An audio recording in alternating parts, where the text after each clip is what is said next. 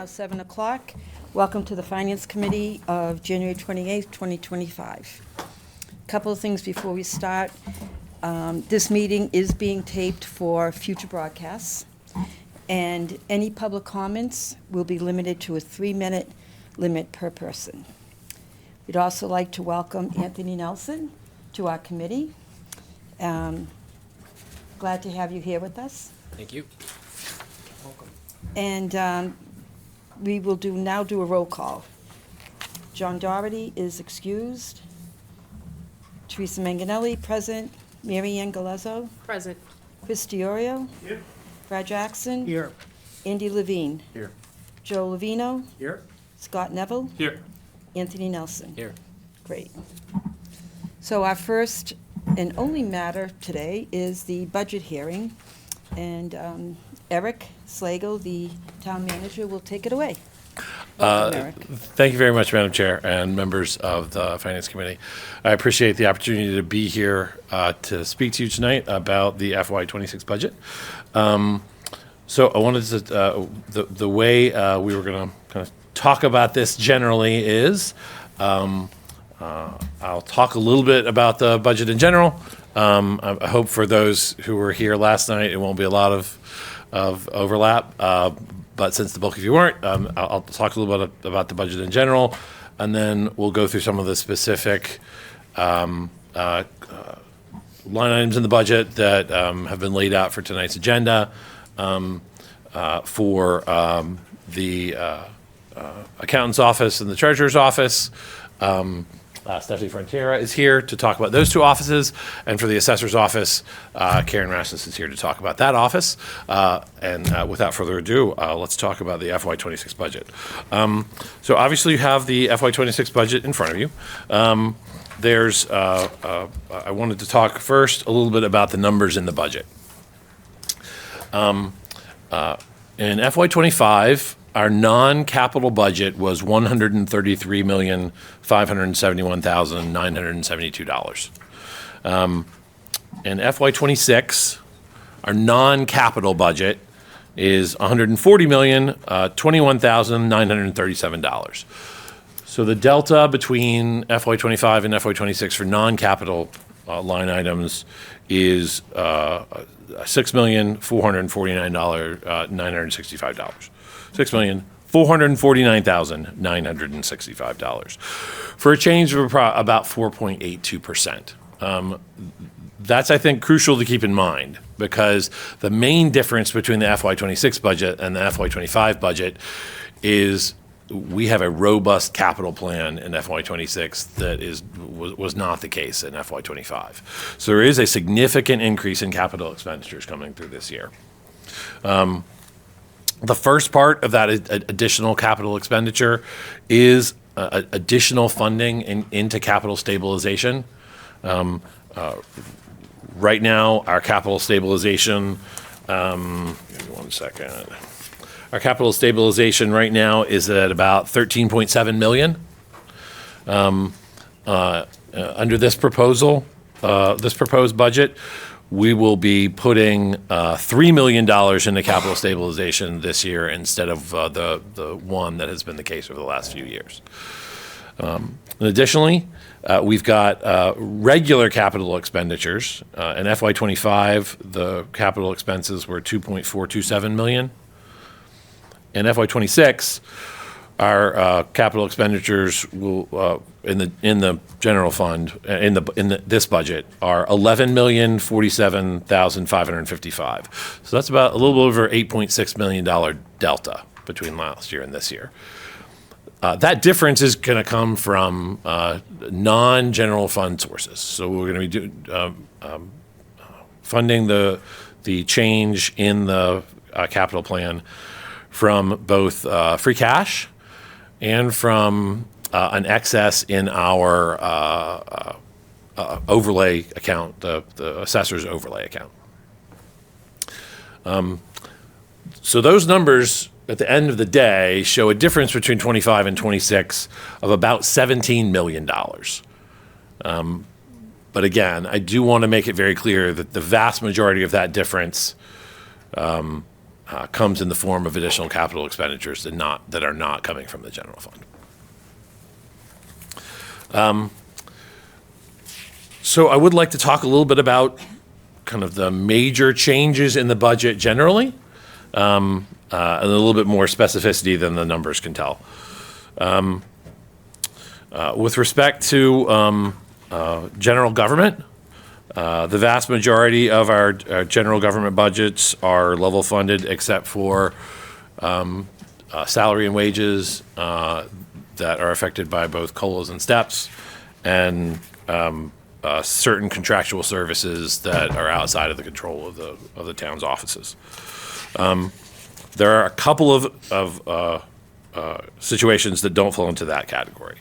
And you'll be hearing from these departments in more detail on their days, but I wanted to give you kind of a preview. The first is the town clerk's office, which has a proposal to add an additional individual to the clerk staff. For those who are familiar with public records law, in Massachusetts, the public records law changed a few years ago and in that intervening time, the amount of public records that have been requested in municipalities across the state has risen drastically.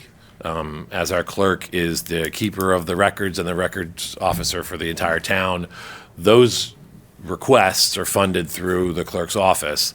And unfortunately, at this point in time, they take up such a large volume of time that we believe it needs some more staffing to accommodate those requests.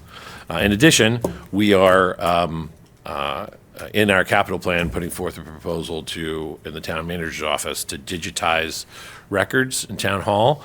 That's going to be led by the town clerk's office, and so those two additional responsibilities are going to be driving us to request another staff member.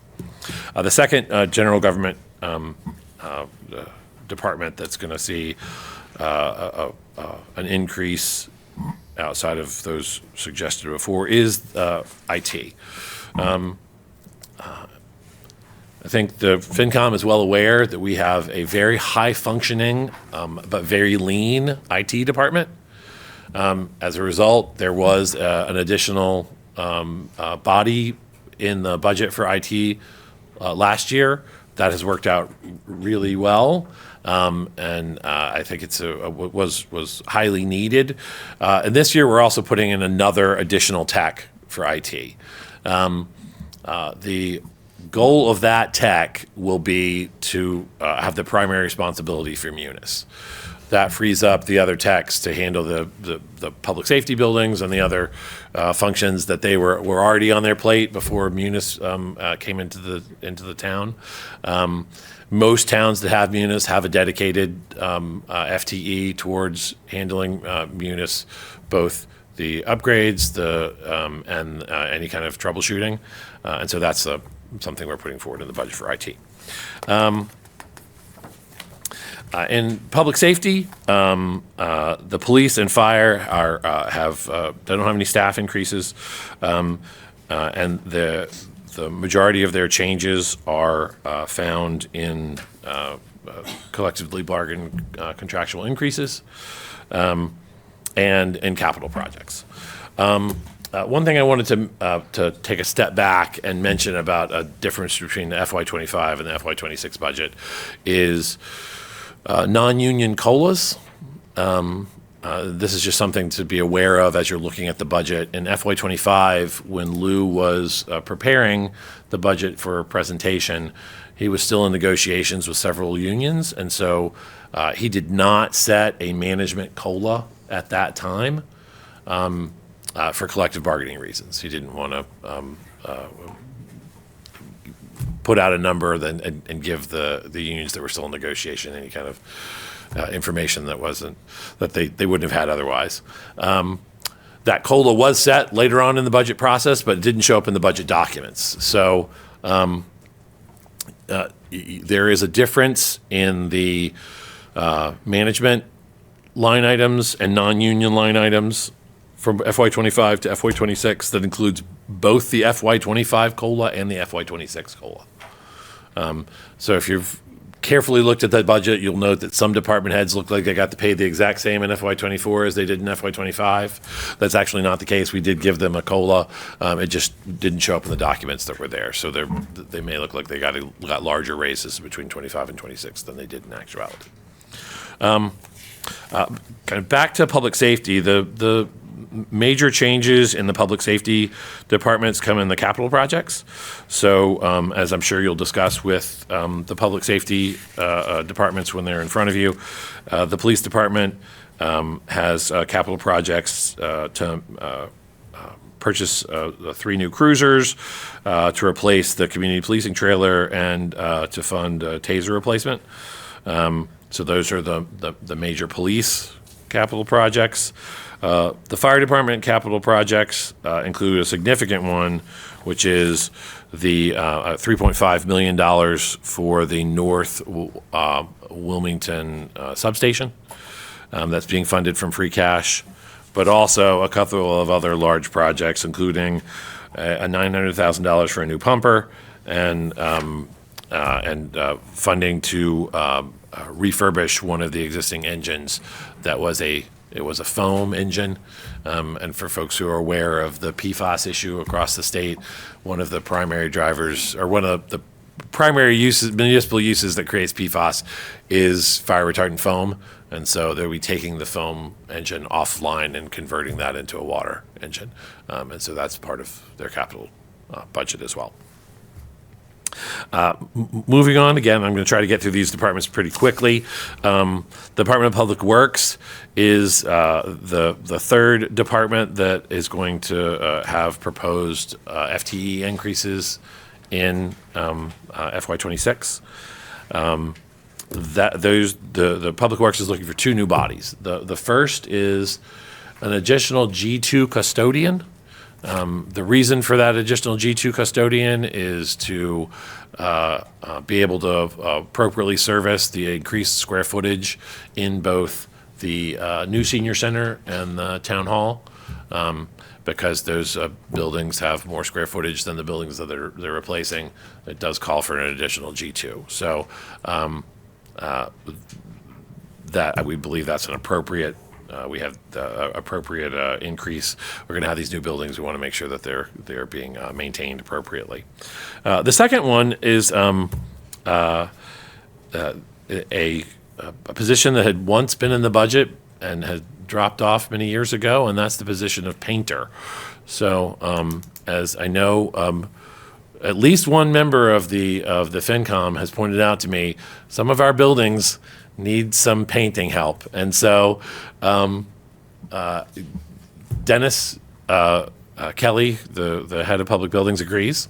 The painting that happens currently in the town is done by public building staff as a secondary function to their primary function. So when the carpenters or the custodians have extra time, or there's inclement weather that prevents them from doing what was on the regular schedule, they'll try to do painting as a kind of a secondary role. They do yeoman's work, and I think a lot of buildings get taken care of that way. But the reality is the town has over 900,000 square feet and over 28 buildings. And I think it's responsible for the town to have an individual whose job is to be painting, not 24/7, 365, but all of their working hours. And so we think that's an appropriate role to have in public buildings, and that's part of our budget proposal. With respect to capital projects, public buildings also has one of the larger capital projects in the CIP plan this year, which is the long-delayed replacement of windows at the west. Both Dennis and George Hooper beforehand were well aware that the west windows need to be replaced, but in deference to the process that the Wildwood School Building Committee was going through, they put off their replacement until that committee had made a determination as to what elementary schools were going to be impacted by a potentially new school project. Now that committee's made the determination and the west is not on the front burner for replacement, these windows are really a critical need. This is the project that we're going to be funding from the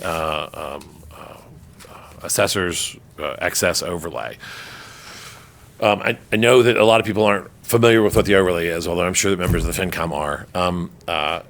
Every year, the town sets aside funds that go into an overlay account for the assessors, which fund abatements and appellate tax board cases, basically any claims from residents or businesses that the tax that they were assessed by the assessor's office is incorrect. And so I will tell you, our assessor's office does a phenomenal job. They have a minimal amount of abatements and very few appellate tax board cases. And the ones that we do have, we win. So that has built up a reserve in that account that significantly exceeds what we are recommended to keep for our outstanding potential liability. And so I'll be making a request to the Board of Assessors to release $2.75 million from that overlay account, which would go to fund the West Window project. In addition, public buildings obviously have some other capital projects, but you can go into detail with that with public buildings when they're here. I did want to talk very briefly about the Department of Public Works because they do have a couple of interesting things that drive both our capital plan and the increase in the general in the general budget. The first is DPW has done a great job in maintaining very modest payroll increases and trying to maintain expenses. The one major issue is the contractual expense for the trash contract. For those who've been following it, the town did go out to bid to public bid for a trash contract this year that we're not required to by 30B. We wanted to try to get the best lay of the land to see where the trash contracts were lying from a competitive process. We had 3 reputable firms that bid for Wilmington's trash contract. And as allowed in trash contracts, we met with the 2 low bidders and negotiated with them to see if we could actually get better prices than what they put forward in their bid packages. The ultimate low bidder was Casella, who's our current trash vendor. So their proposal was the low bidder. It still came with a $316,000 a year increase in year 1. So that was a significant increase that drove the DPW expense budget a little bit higher. On the flip side, DPW has some interesting capital projects coming as well. The most interesting to me is the replacement of the turf fields over at the high school. Jamie McGaldy had put in a placeholder of a little over $1 million for this turf field replacement. Went out to bid and it actually came in under budget. So we have a project for $825,000 to replace the turf fields at the high school. That's a really exciting project. We're also planning to fund that from free cash. In addition, there are replacement of some vehicles at the DPW and some infrastructure work they're going to be doing. I also want to bring to the committee's attention that we have some non-budgetary projects that are also in the pipeline. One is the Route 38 water main replacement, which is coming out of the water budget. It's about a $5.5 million project for that water main replacement. And then the other is an industrial way pump station upgrade, which is coming out of the sewer budget, and that's a $1.2 million project. So obviously, Jamie and Joe are going to be able to go over those projects specifically in much more detail and the other projects, but I wanted to highlight those. The Board of Health, Planning and Conservation, our community development staffs level funded their expense budgets and in most part, and showed small increases in payroll. So I appreciate them for keeping their budgets in line. Veteran services and elderly services have also had small expense increases and contractual salary increases. I do want to give Lou a lot of credit because his staff has worked really hard to find alternate sources of funding for the veterans benefits in town. So the veterans are still getting their funding, but they're coming from federal sources and not necessarily from the town's money. So they've done a really good job on that. So I wanted to give them credit for that. Recreation, likewise, has salary increases, but as folks know, the bulk of recreation's kind of funding for staff and for and income comes through the revolving account. So I'm sure Brett will be able to take you through that in detail. The Historical Commission, the library have increases for contractual increases, but no significant expense increases. One of the challenges of the budget, as folks who've gone through this know, is that timing-wise, Wilmington's a very early budget, so we don't have a full budget for Shawshene Tech yet, so I don't have their final assessment numbers. What we have is an estimate that's in the budget based on the facts that we know, which is we did have a significant drop in enrollment in Shawshene of 16 folks this year. So that should lower our assessment, but some of those numbers are not transparent. It's a little bit opaque when you get into DESI and how they do the calculations for our Shawshene assessment. But my anticipation is going to be that there won't be a significant increase in that. Worked very closely with the school department and asked them to fund their budget at a 4% increase. And the superintendent and Paul Ruggiero, the business manager, worked really hard and brought in the school budget at that amount. So I really appreciate that. There are several capital projects for the schools, mostly focused on increasing building safety. So there's some security work. There's some work on some doors, latches. I think everyone would agree that school safety is one of the things that's on the top of our lists when we're talking about our schools, and so they have capital projects that reflect that. In addition, they're, I think, replacing one of their vans, which, given their fleet, is an appropriate timing. So they replace their fleet over time. Some of the other considerations that drive this budget are increases in health insurance. We, like every other municipality in the Commonwealth, are facing a health insurance increase. Our consultant has advised us to budget it at 8%. There is a chance and a hope and an expectation even that we will be able to get a better deal than that, but at this point in the budget process, 8% is what we're budgeting for. So there's a fingers crossed that we'll get it under 8%.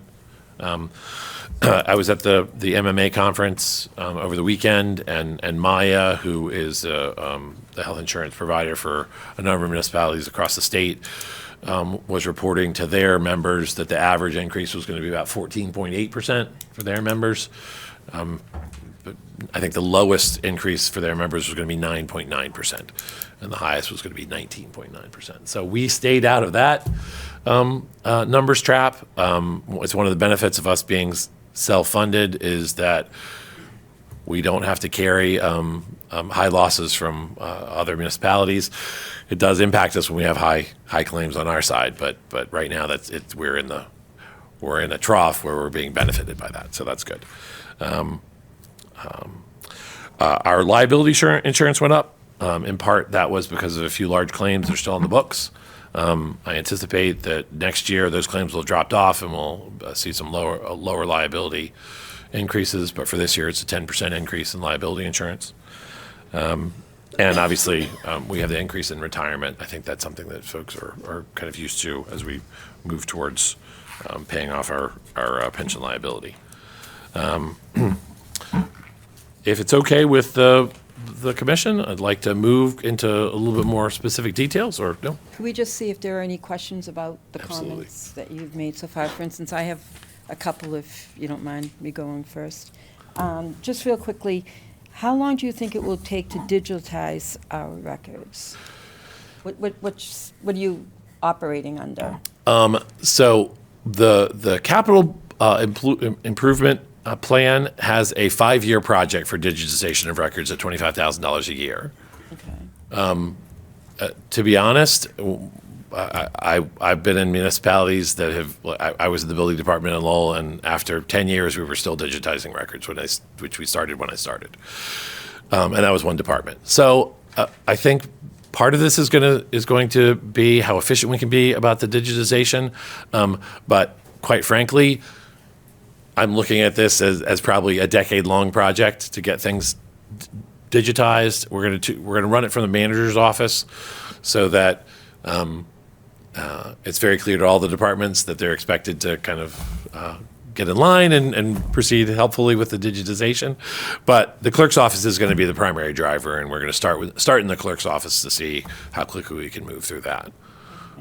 What was free cash certified at? That was October, right? So we have not had a free cash certified yet. No? No, we anticipate it to be certified hopefully sometime in the next few weeks.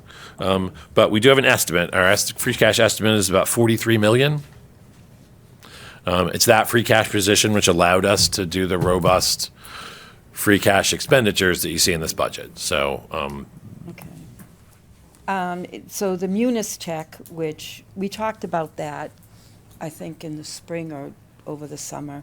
So I totally agree with the need for that. I'm just curious, who is going to help a user that has an issue about how they move around the software as opposed to a more technical question? So Like how to properly use it? yeah, so I think I understand what your question is, which is there's a difference between kind of the back shop, which is where a tech is going to be operating, and the front shop, which is kind of the standard operating procedures of each department, is how they move through their munis work every day. So ideally, the people that you want to have as the people who are the most familiar with how to handle munis are the department heads. That rests on, and quite frankly, the finance department heads. The accountant's office, the treasurer collector's office especially, and the assessor's office are the ones who are going to be dealing the most with munis.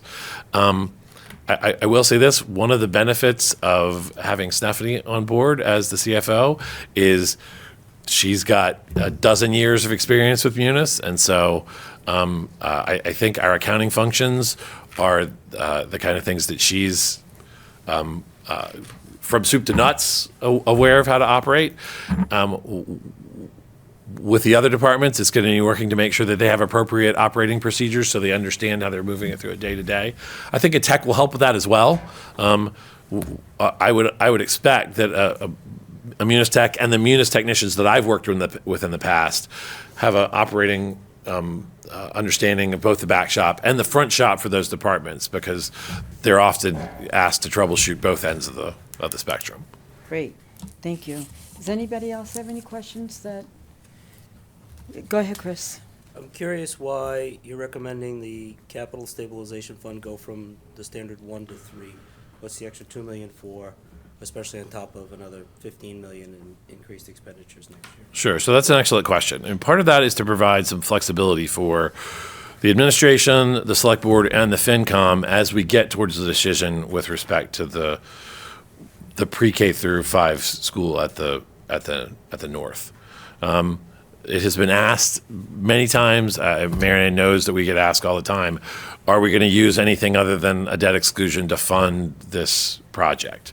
So setting aside these funds into capital stabilization, which will give us $16 million in capital stabilization, will give us the option, if we all decide that that's the appropriate way, to reduce the amount of debt that we take on by taking it out of capital stabilization. How much is in that account now? Right now it's $13 million.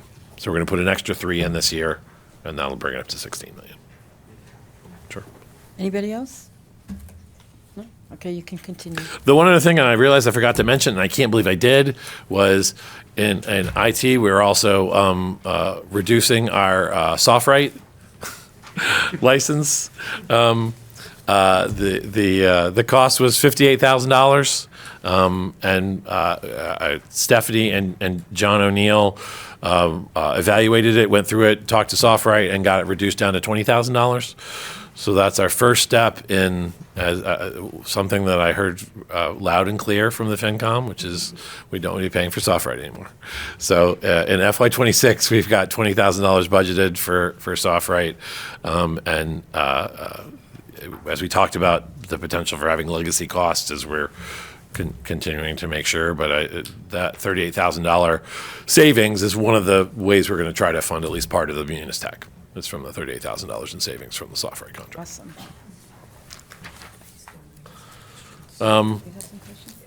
If he's done. Are you still presenting? I could present forever, but if you have questions, That might be. Well, do you have any Shoot. questions on what he's already covered, or is it something that we're going to be coming into? I might be coming into it, so I'll let him go. the next thing I was going to talk about is kind of the breakdown of the funding sources for the budget. Talk about revenue, and then go into the specifics about the non-department parts of general government, so debt service, unclassified statutory charge, insurance, and miscellaneous. So that would be my plan, and then we'll move into the specific departments if that works for them. Great. Look at me. I'm for those of you who have your book, I'm looking at page number 1. And so this breaks down the total revenue sources that we're using to fund the budget for this year. So I want to start off by kind of making a statement about the FY25 budget. Lou came in. Lou did an excellent job given when he was brought on board and how quickly he got himself up to speed with getting a budget done and a capital plan done. And I really want to give him a lot of credit for maintaining the ship while we were in temporary mode searching for his successor. That being said, the FY25 budget is an outlier. There was a very small capital plan and a very, very, very small use of free cash in that budget. So some of the increases you see between FY25 and FY26 are not typical. So for instance, in FY24, we used almost $5 million in free cash to fund the budget, and this year we're using $9 million. Now that's an increase, but it's not the same level of increase as going from the 1.6 to 9. In prior years, we've had capital plans, $6 million, $7 million. Last year was a very small capital plan of a little over $2 million. So it looks like a significant jump to go from that to the $11 million that's being funded in the budget. But again, last year's budget was not typical when it came to those sort of expenditures. And I want to give Lou lots of credit because he was given a mandate to get us through the budget season that way. Part of the increases you're seeing this year is a little bit of a correction from projects that were put off last year until a new administration can come in and evaluate them. And so there's a little bit of catch up in this year's budget. The estimate for the tax levy is $115,699,000. That obviously includes the Prop 2.5 increase plus our new growth. Our new growth last year was $4.6 million. So we had an outstanding but outlying year of new growth. I doubt we're going to see that level of new growth again in this year. That's the highest we've had in several years. And so we're not planning on that, but it did bring us up to a large amount of levy capacity this year. For folks on the FinCom who remember, a couple of years ago, we didn't go to our levy limit and left about $1.34 million in excess levy capacity. That $1.34 million remains. We did not use that excess levy capacity as part of this budget. So I just wanted the FinCom to be aware that excess levy capacity is still retained as a part of the budget process this year.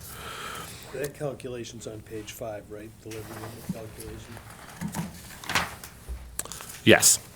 So we have a levy, so we estimate we're gonna have a levy limit of 117 million, and you're estimating you're gonna use 115 million out of that. Correct. Which is the number you're talking about. All right, Correct. thank you. Local receipts, we're estimating at about $8 million. As the FinCom's aware, we typically estimate the local receipts very conservatively because, like most things that come into the town, we don't have a lot of control over some of the things that fund our local receipts. Local aid, we only have the preliminary cherry sheet. The governor's cherry sheet was released on Friday. We obviously haven't seen the House or the Senate's cherry sheet, and those sometimes differ greatly. So we took our best guess at a conservative estimate of our cherry sheet numbers, and that's in that local aid line. As I mentioned before, free cash is slightly over $9 million. Indirect charges are slightly lower than the FY '25 at about $2.6 million, but still within the same range. We estimated $28,000 from sale of cemetery lots and income from the cemetery trust fund.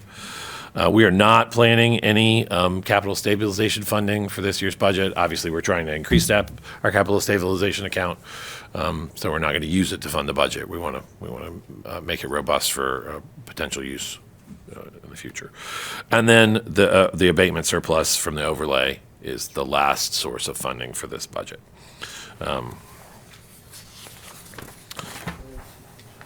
Please. Love the revenue. So, two questions. The Sure. first is, local receipts this year seem significantly below a very low estimate we had to start the budget. So what's going on with local receipts for FY '25? Yeah, so the revised number of local receipts in FY '25 was a little about 6.6 million. The estimate was 8.9.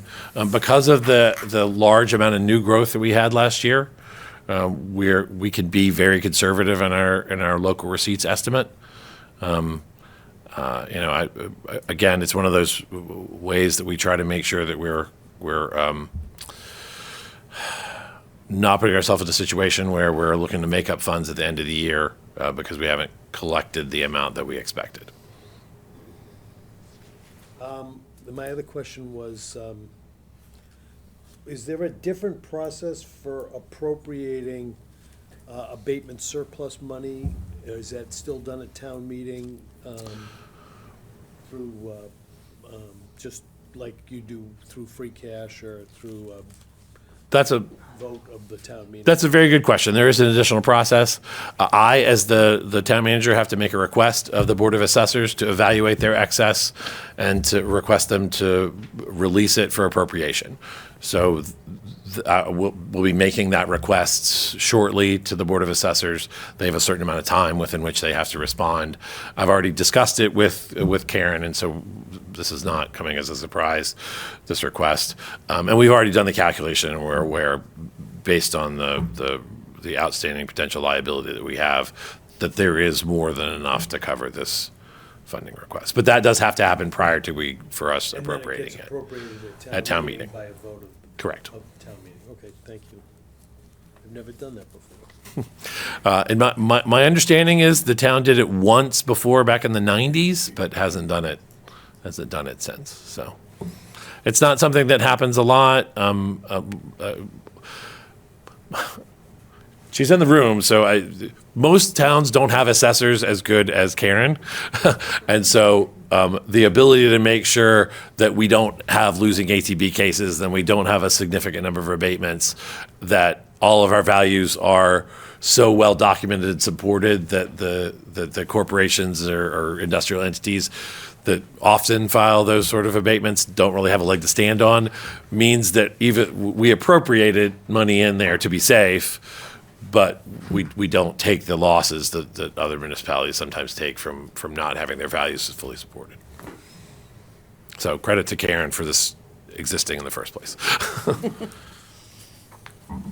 If you don't mind.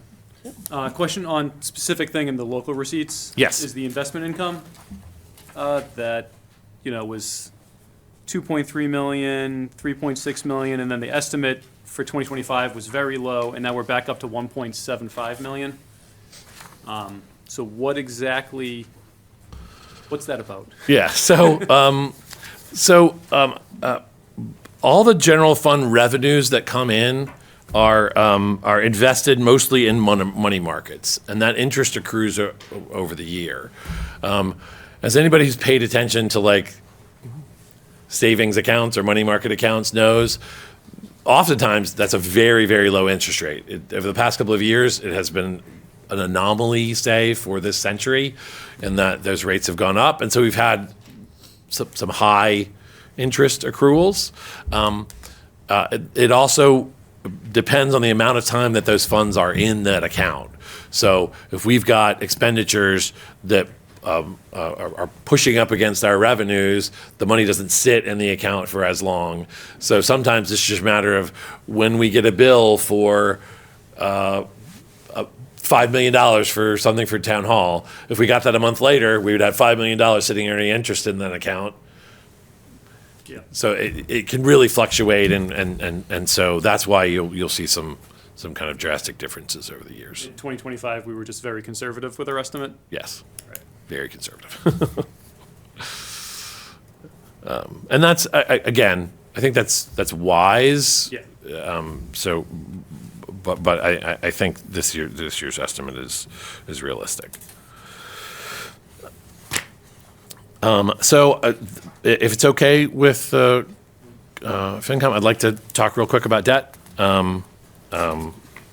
As I said the first day I walked into Wilmington, Wilmington has a phenomenal debt profile. So many municipalities wish that their debt profile looked like Wilmington's. That's a real credit to the folks who've been keeping an eye on the finances in town over the last few decades. Again, for FY26, the total amount of outstanding debt payments, principal and interest, is a little over $6 million. I'm on page 60 for folks who are looking through their book. 60.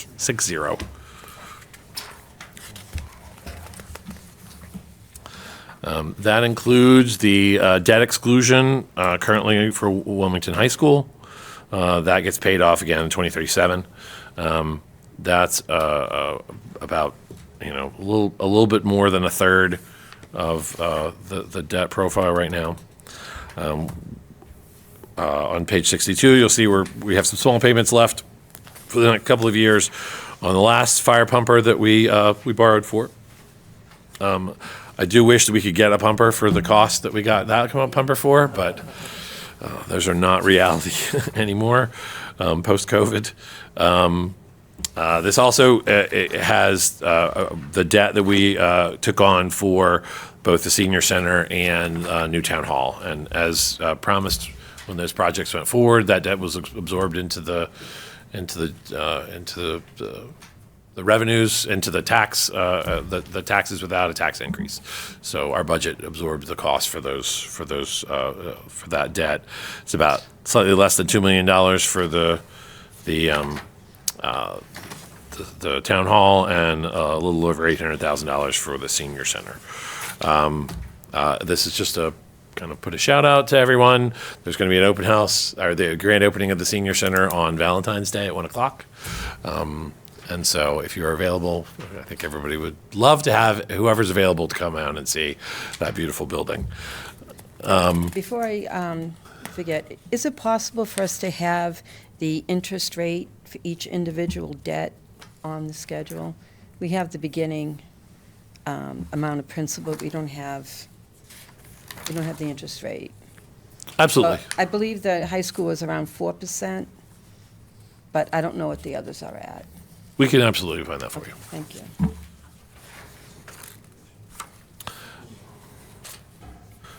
There's a few other relatively small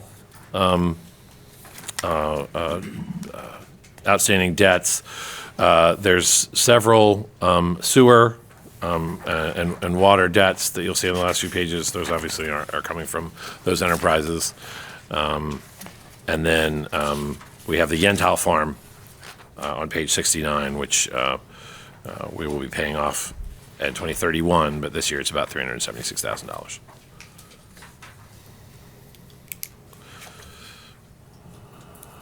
So what's the only debt that's exempt from Prop 2.5 is the high school? Correct.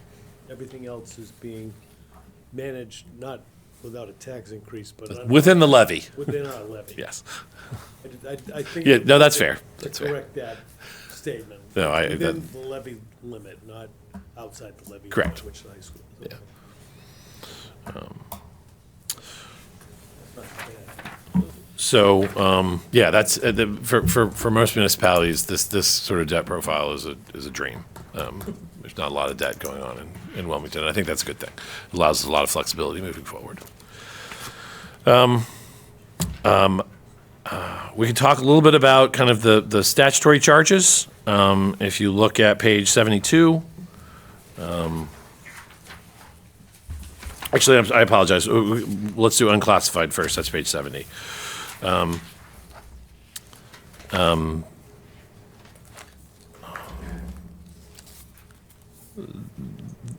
These, these costs are familiar to the Finance Committee. We did make a slight increase in the salary adjustments and additional costs due to some outstanding collective bargaining that's going on. And I wanted to have some flexibility in that. The remainder of these stayed fairly static, with the exception of a slight increase in professional and technical services. There was a question from one of the members of the FinCom regarding the reserve fund and why it looks like there were no expenditures from the reserve fund in '24 and '23. And the fact is, there weren't. You're not allowed to expend from the reserve fund. You can only transfer. So that's why it looks like nothing came out of the reserve fund in those years. It wasn't because the FinCom didn't do any work and transfer the funds to other departments. It's just they're not counted as expenditures. So I did talk to Stephanie, and we can prepare some information about what transfers came out of those accounts in prior years, so you can be aware of the usage of that reserve account, which I think is the real reason for this line, is so we can see how things are used. So we'll get that information for you as well. Why is there such a huge increase in salary adjustments and additional costs? 180 in 2023. I get what you said earlier, that it wasn't budgeted in 2024, but we're quadrupling those costs now in 2024. Okay, so just so you're aware, it's been budgeted at $850 for all those years. These are actual just what was expended from that account during those years. So even in FY23 and in FY24, it was budgeted at $850,000, but we didn't expend $850,000 from it. So why would we budget it at 850 if we never spend it? Why wouldn't we budget it lower and lower the? I put $600,000 worth of fluff in one line item. That's 10% of this budget.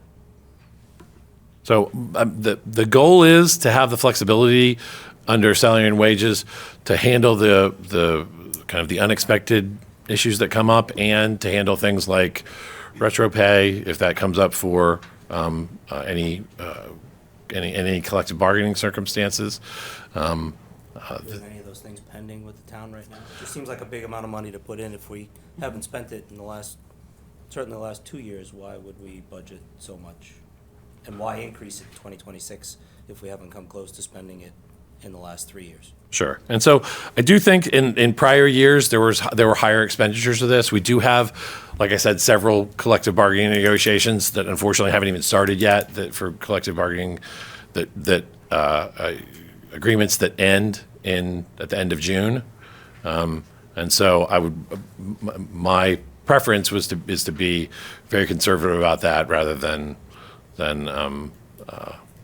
reduce it. Again, in my first year as town manager, I didn't think that was You got 1,000 line items, 120 pages, and I'm pulling out one and asking a question. Sure. But again, I'm going to challenge it, and you guys, you can figure it out, but it seems like an unnecessarily high budget number. And if we find 500 here and a couple hundred there and a few hundred more there, all of a sudden we start adding up to real numbers. And not that $500,000 isn't a real number, I think you get my point. Sure. It's meaningful, so if we don't need it, I like to be fiscally conservative, but this seems like a lot to me. So can I ask a question, because based on my understanding of this, I'm not as concerned about this. So let's talk about FY '25. In FY '25, when we created a budget, we had two major, or at least one, the fire department unit that we hadn't negotiated a contract yet. So that's essential, this line item is essentially where you put, this is my understanding, so it's a question, not a statement, where we put the set aside for contracts that have not been negotiated. Correct. And then once they are negotiated, my assumption is the reason why there's a difference between budget and expenditure is just like there was on the FinCom number. We transfer it into the salary transfer. line. So money goes from this line item to the fire department firefighter salary line once that contract has been negotiated, which keeps the bottom line balance, budget and balance, but moves the money between line items. Correct. So So for instance, we settled the fire agreement was settled this year. The retro was I just signed the retro payment 2 days ago, Thursday maybe. So that retro amount was not funded in the budget for FY25. So those funds get transferred into the salary line for fire. So when they get paid out of that salary line, that line isn't overdrawn. So what happens if you have remaining funds in this line that you don't end up transferring? Where does that money go? Goes to free cash. The ambulance service and billing, where was the offset for the money that we take in for the billing?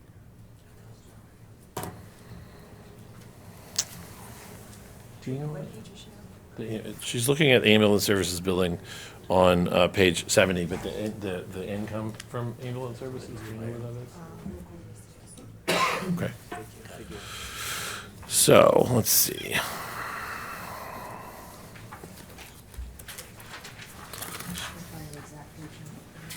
Ambulance. So if you look on page 8, 8, okay. under local receipts, thanks, Stephanie, I appreciate that. It's the fifth one down, charges for services ambulance. Oh, yeah, but it says 0, so you're not anticipating income this year from ambulance billing? Do you want me to speak? Sure. Okay. So for this particular line item, we do not put an estimated receipt on there. There was a time in town that they were going to change the process. Mhm. So all of the money that is taken in closes out to free cash. We don't have to build it, we pick it up in other lines for what we're taking in. So we've never had an appropriation in there when we do our tax rate recap for local receipts. If we could, I would like to get a balance on what we've taken in for billing for the ambulance so far. Sure. Thank you. Could we expand that to, like, the last couple of years? I think the way the money moves in the ambulance sector of the town is a little bit unclear to me, and possibly to this committee as well. So we get charged by the ambulance company, Correct. and then we charge the people that utilize that service. But I don't think there's anywhere where we actually see what truly happened that year. So how much do we get billed? How much did we charge folks? And of that amount, how much do we actually receive?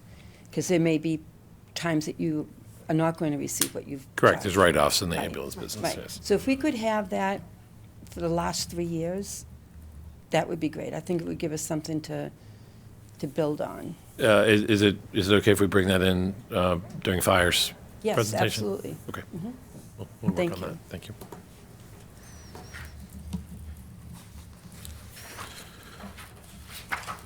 Okay, now where are we?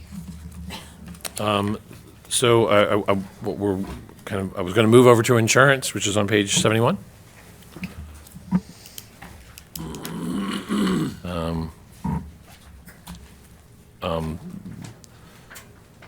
As we discussed earlier in some of the challenges of the budget, we did have an increase, a 10% increase in the liability, which is again, it's the top five sections of our liability insurance, and then employee health and life insurance. Again, we're projecting an 8% increase.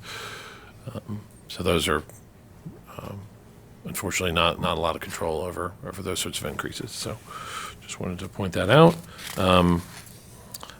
Statutory charges.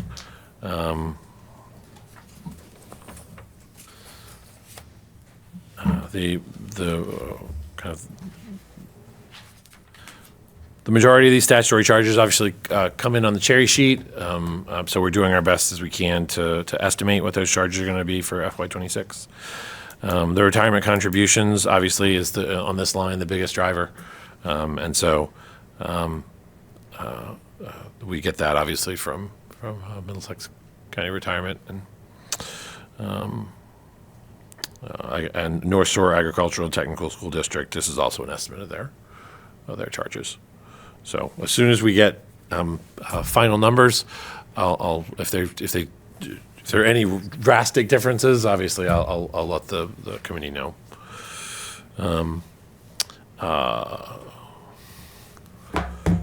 The warrant articles, we maintain those. That's page 73. We maintain those identical to what was put forward in FY25. The only difference was that extra $2 million in capital stabilization that we've already discussed.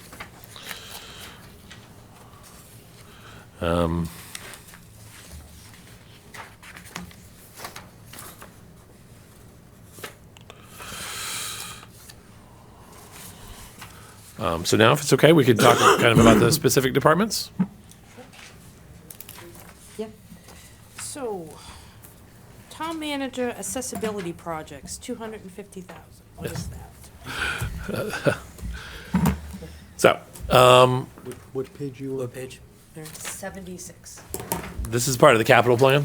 One of the new. Capital items.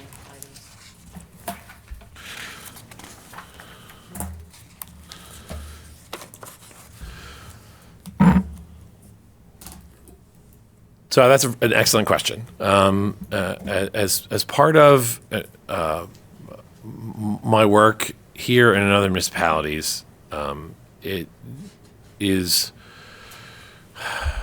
clear that when you're dealing with municipal infrastructure, oftentimes you run into challenges dealing with accessibility issues. Either real accessibility issues have to be dealt with, or pure ADA compliance. So, for instance, if you have to do a mass DOT project to replace a sidewalk, and you have to touch one corner of an intersection that has a detectable panel, the MassDOT requires that you replace the detectable panels at all four intersections. And so also we have, handicap ramps, we have, elevator issues across the town, especially given some of our older buildings. We have issues with projects that run into accessibility challenges that are going to drastically increase the cost of those projects. This is something I did in Lowell to a lot of success, which was I asked the city council to set aside some funds every year for accessibility so that we can both proactively go through and do evaluations of our buildings to bring them into ADA compliance, and also have funds set aside so that if a project that DPW is doing where they're doing a sidewalk and they didn't realize it touches an intersection that's going to require four detectable panels to be installed, we have some funding to be able to supplement that project without having to go back for a whole new round of capital. In addition, this allows us to do, some really cool proactive things like part of my goal for some of this funds is to help to fund fully accessible playgrounds. So rather than just do our kind of regular playground turnovers when DPW comes up and they have a certain amount of money in their budget for a playground revitalization, that we turn those into fully accessible playgrounds. So that's kind of what this project is. My hope is that the town will see it as a good investment. Some of the things that quite frankly, some of the other reasons why this project appeared is because one of the things we lose when we're not an MBTA compliant community is the availability to get grants from the Office of Disabilities. So our Disability Commission was hoping to get some ADA transition grant money to try to do some transition plans for some of the existing buildings, or we wouldn't be eligible for that unless we were MBTA compliant. But if we have set aside some funds in a capital plan, we would be able to fund that project without necessarily waiting for the town to become state compliant. I'm not sure how I feel about that. Yeah, I totally Honestly, to me, it sounds like another version of the FinCom reserve account. And the requirement for that is that the article would not have been anticipated. So if you have areas that you anticipate using this money, that should be in the appropriate departments, capital improvements.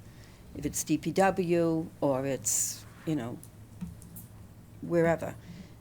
So if it's unanticipated, like an elevator needs a major repair, which we had, I don't know, 10, 12, 15 years ago at the library. And they came before the Finance Committee and said, we need $70,000 or $80,000 and we need it like right away. We've got to get this elevator up and running. And it worked out fine. I would feel more comfortable with that money being, if you want to add it to the Finance Committee reserve, but I'm not real comfortable with it sitting where it is. And I'm interested to know how the rest of this committee feels about that.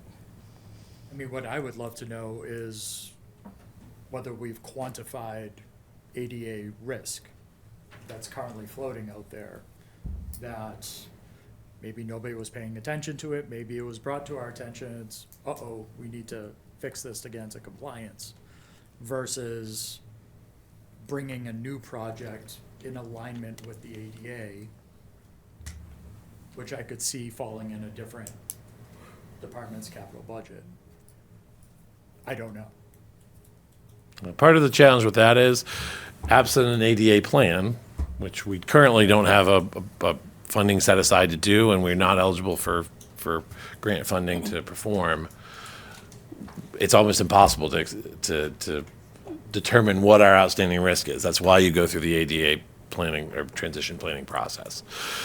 So, I've done ADA plans. I did one for about 16 buildings when I was in Lowell.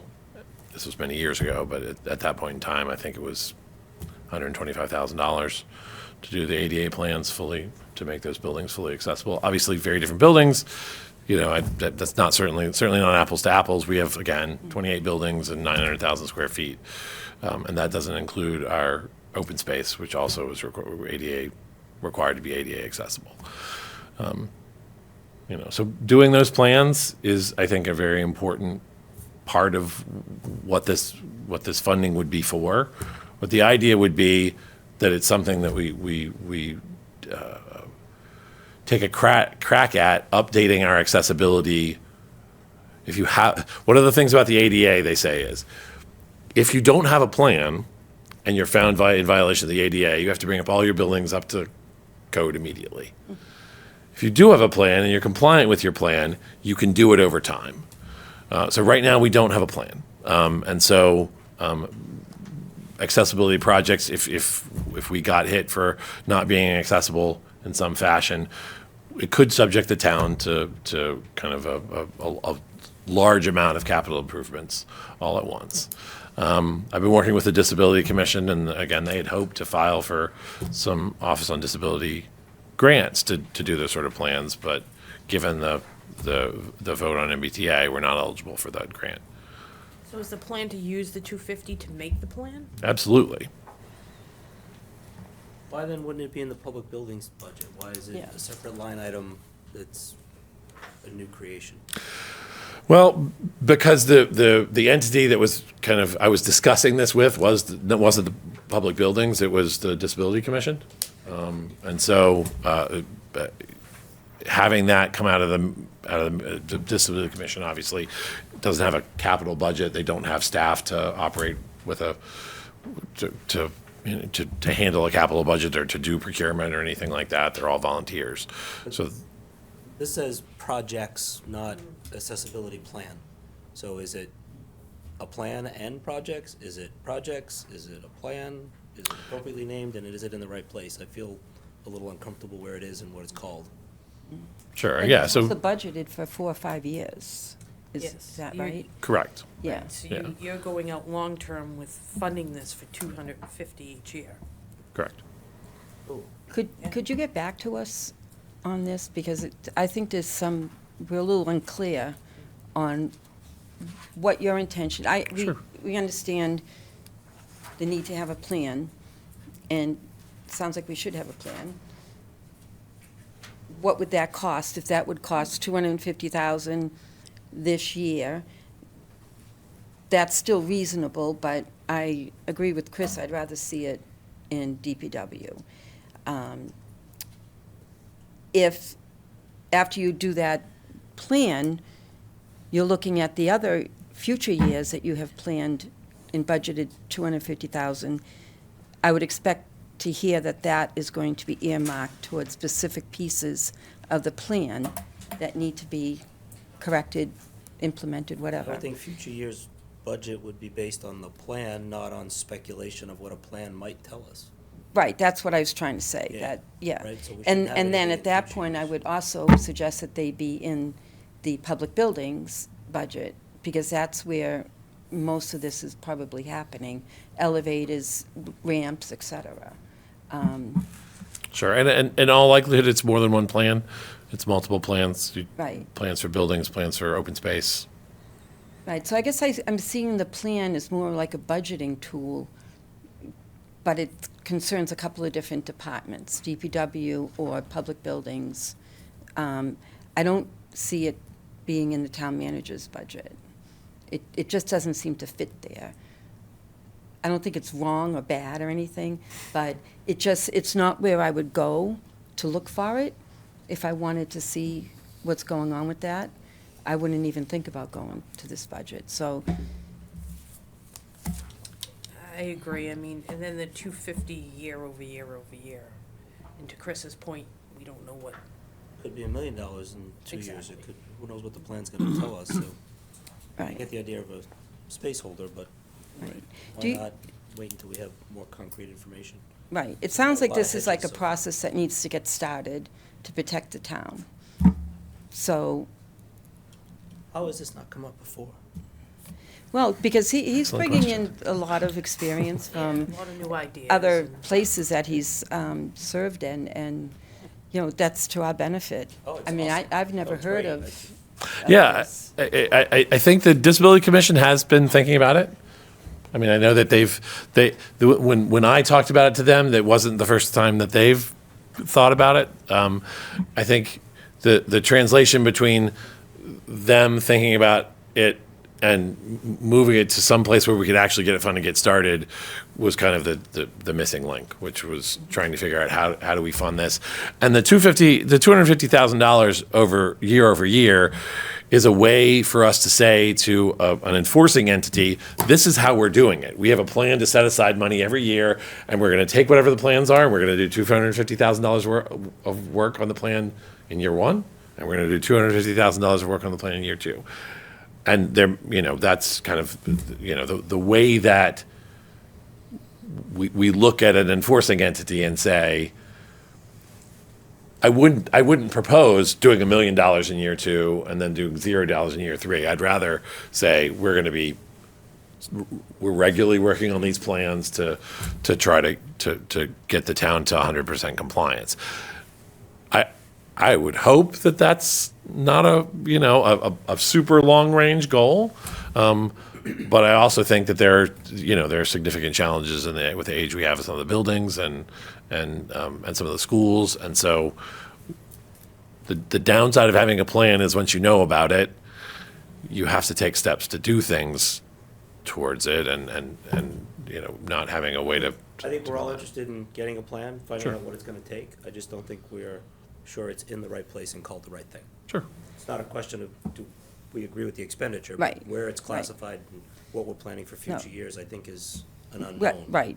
We're appreciative that you're being proactive, because I certainly wouldn't want somebody coming in and saying that we had to do, a lot of work on all of our buildings, because we were not doing this. So we appreciate that. Sure. So this is just kind of fine tuning it a little Sure, bit. and moving into public buildings or which is where it probably should sit if we're talking about doing transition plans for the buildings. The transition plans for open space gets a little bit trickier because it's mostly DPW, but Right. there also could be some other entities that are in control of that. But So do you have any idea how much it would cost to formulate a plan? We would have to hire somebody? yes, we'd have to hire an entity. I mean, I know a couple of them only because I've done this a couple of times. There's not a ton that do it in Massachusetts, but there are a few. And they come in with a proposal. You'd have to give them a list of all the properties, and I think they want ages and square footage. It's like it's an RFP. Right. Tommy does them all the time, so it's not rocket science. But the number of open space parcels is not a piece of information I have off the top of my head right now. I know, obviously, because I know about public buildings, the square footage we have and the number of space we have. Some buildings, like hopefully the high school, isn't going to need any help. Hopefully, and some buildings like the elementary schools, I would doubt if any of them are ADA compliant. And so and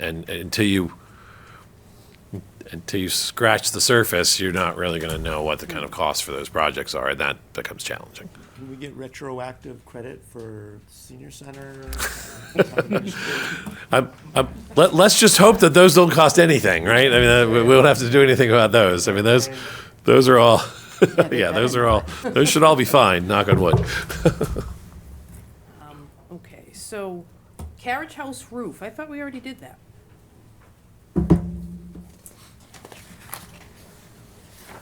I thought we had done that roof, and then they were doing the Hardin Tavern. Yeah, they had just gotten a quote, and the Hardin Tavern was supposed to be done in January. Yeah, but after, This is, Yeah, carriage house yeah, was already yeah. done. That's a zero. You're It's a zero. you're looking at the wrong line. Am I? Art Center Oh, handicap Art ramp, Center 25 grand. handicap. That's the There you go. RTUAC. Yeah, that's the handicap ramp for the art center. So we do have a Need a plan. rule.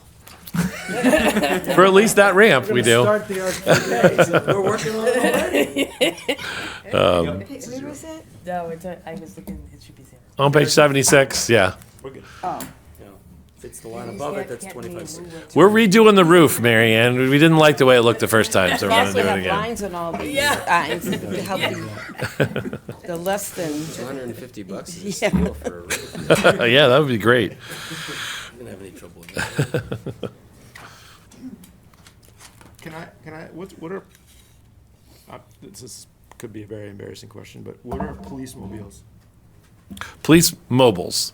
It's the mobile computers that are in the police cruisers. Okay. I didn't know that. So I your, think it was a new kind of cruiser or something. Yeah, I thought it was like Police mobile. A police mobile. one of those. They're really fancy. It's a Mini Cooper with a so I siren. guess on it. You stand on it. There's two of them. the 3.5 that you're proposing for the fire substation, Yeah. right? Oh, you're really jumping right into these other departments, aren't you? Will you do capital with each department, or? we will, yes. We will, but this is more from the town manager, because it's Yes. fire substation. The 3.5 million for the North Wilmington Fire Substation, yes. We don't have land, right? Or do we have land? We don't have a specific location. No, it's important to note, the reason why we're setting up this way is because of our robust free cash position. This year we have money we can set aside for that. The idea would be, we're gonna have the feasibility study and identify land before town meeting. So my goal is to walk into the town meeting saying, this 3.5 million is gonna fund a substation at 1 Main Street. You know, that's the goal, is to do that during the first half of this year and nail down the location. I'm not trying to be flippant, but has anyone told you how long we've been doing this on the substation? One of the reasons, and I'll be really blunt, one of the reasons we wanted to put the money in here is so that people know, we're setting aside money, we're going to build this. That's one of the reasons why this $3.5 million is there. That's a And- double-edged sword sometimes, too. It means we have to do it. Part of the reason, but because we don't specifically have land yet, and because it doesn't appear as though there's a perfect match with any land that we currently own, part of the reason to set aside this 3.5 million is for potential land acquisition. And so we would do that kind of outside of the building process. So I don't think that $3.5 million is what it would cost to get land to do this. But if we're talking about, preliminary engineering and design and land acquisition and then beginning of construction, that's what this $3.5 million is identified for. And then in subsequent fiscal years, we're going to set aside the rest of the money for the construction so that we're doing this kind of as a phased project. So last year, the budget authorized 600,000, I believe. For a feasibility study. For a feasibility study. Yes. What, was any of that spent? What, We're putting together the RFP for the feasibility study right now. okay. So I have it on my computer. The chief had sent over a draft. It's on my computer. I've been busy with the budget and haven't had a Yeah. chance to look at it. Little thing like that. Yes. So what happens if we get to town meeting and we're not there? Does this get removed?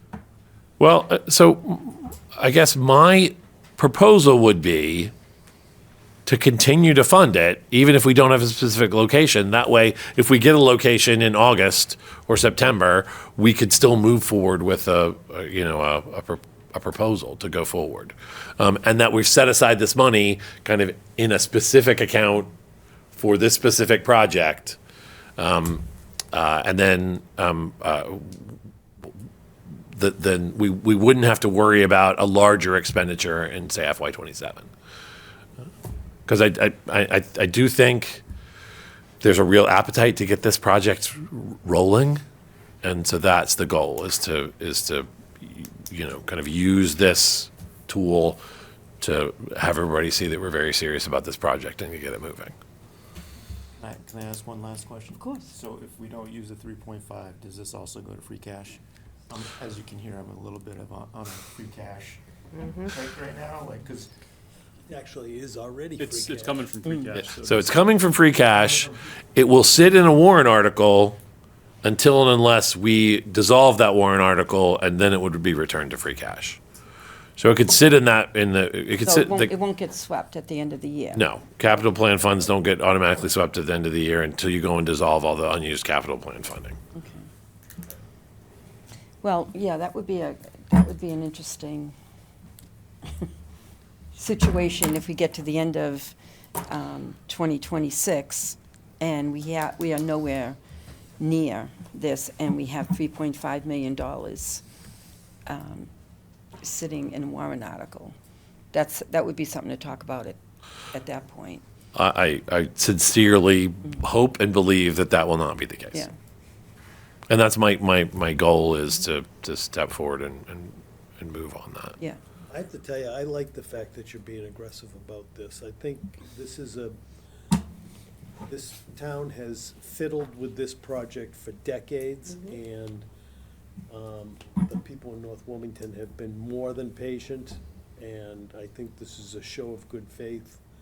And it is a little unusual and unorthodox, but it's also aggressive, in my opinion, in a positive way, to kind of hold us accountable to turn over every rock and figure out how to do this. Right. And I don't live on that part of town, and I've run out of patience about this fire substation. So I can imagine the people who have been promised this for decades. So I think this is a good way to hold us all accountable, hold this community accountable, hold the town manager, the select board, finance committee, everybody accountable to move this project forward, to come together and figure it out.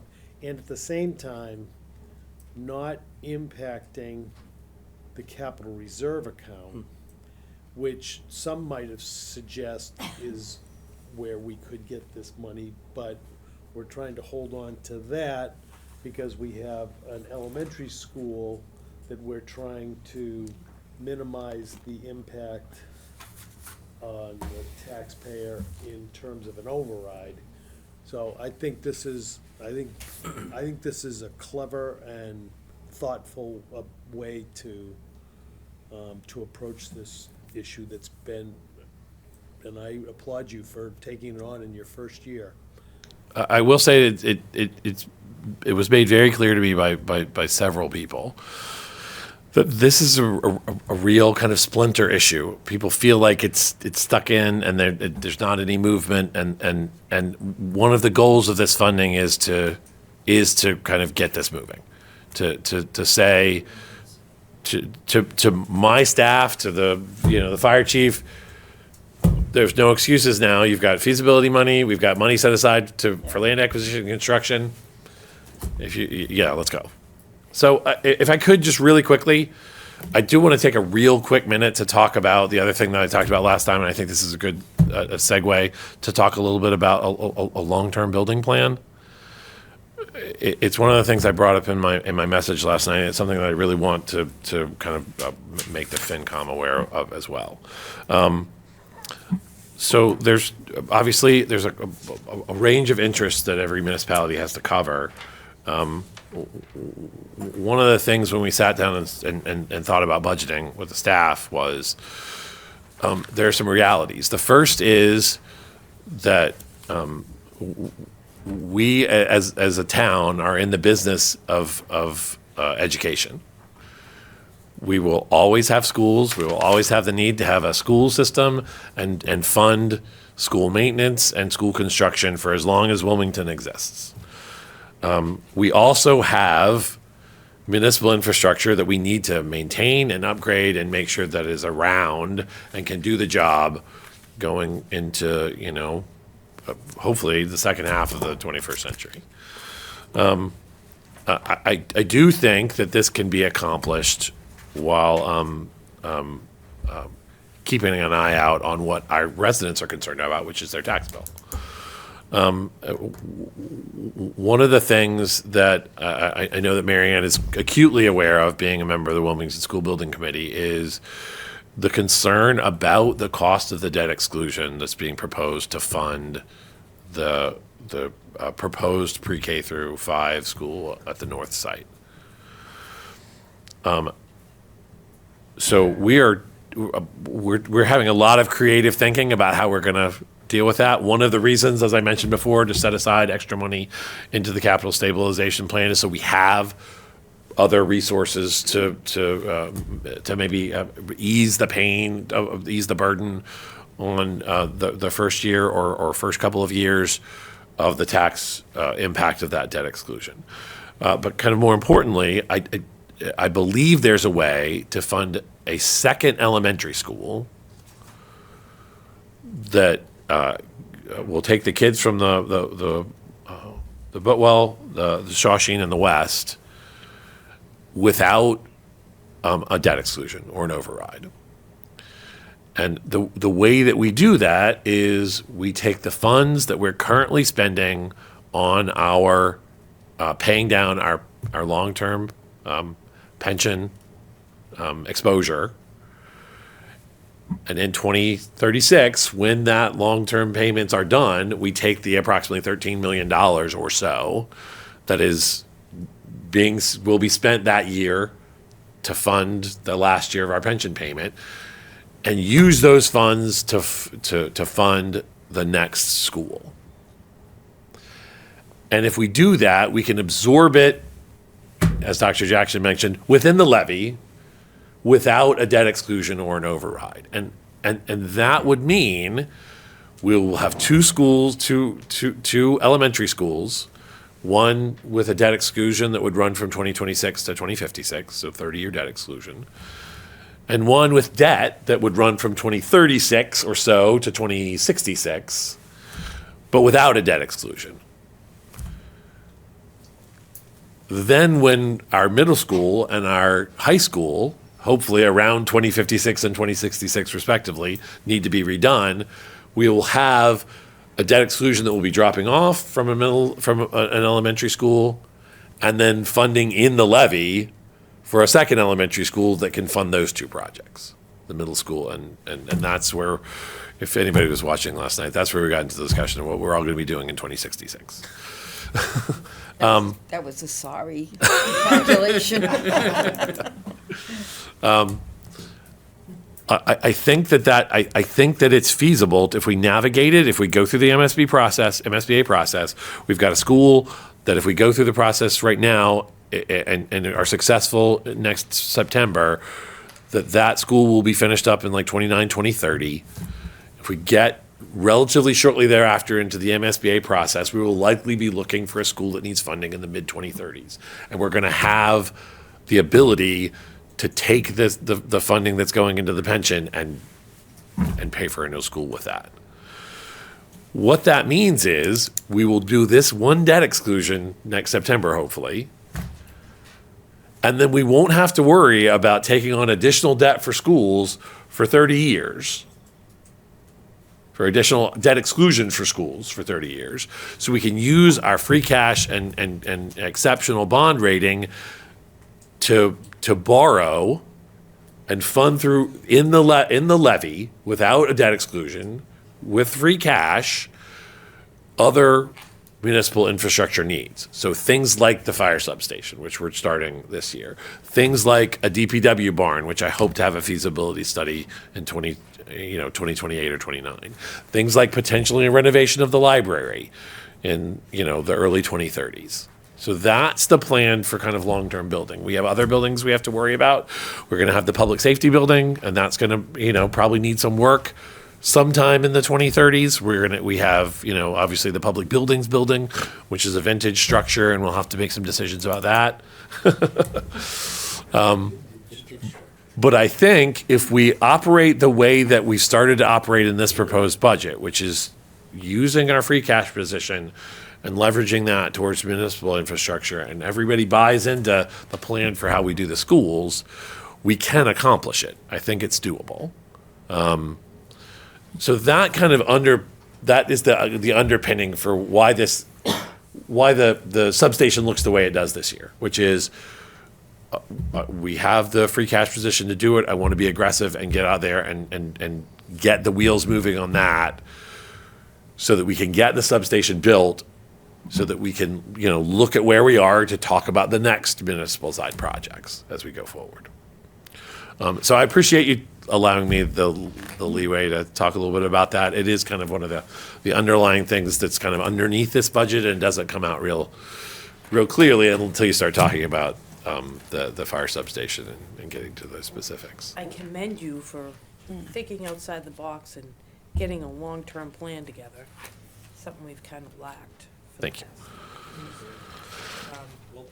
If the stars align, so be it. What was the reaction?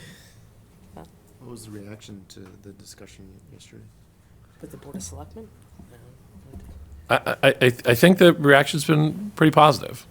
I will say it wasn't news to the Board of Selectmen. Like the Select Board I had already talked to about this plan. I didn't want to drop it on them in a public meeting. I didn't think that would be super wise. And I've talked to some members of the school building committee about it as well. I've talked to some school administration staff and some members of the school committee who are on the school building committee as well. But this yesterday was the first time I talked about it kind of in a public setting. So that's I don't want to kind of totally derail our discussion, but for purposes of kind of the departments we were going to be talking about in general government, the vast majority of them that we're talking about today it's purely contractual increases and kind of minor expenses. The general government lines didn't come with any significant, out of the box changes or large scale, other than the ones that you're going to be talking about later when you talk to the clerk and the IT department. But for our office, it's kind of business as usual, and for the finance staff, it's also kind of business as usual as well. But I did want to, if the FinCom had any questions in specific about any of those departments, I'd be glad to. I think, well, do you have something? I do. Anyone else? Finance town accountant? What's the big jump to 13,940 for miscellaneous contractual service?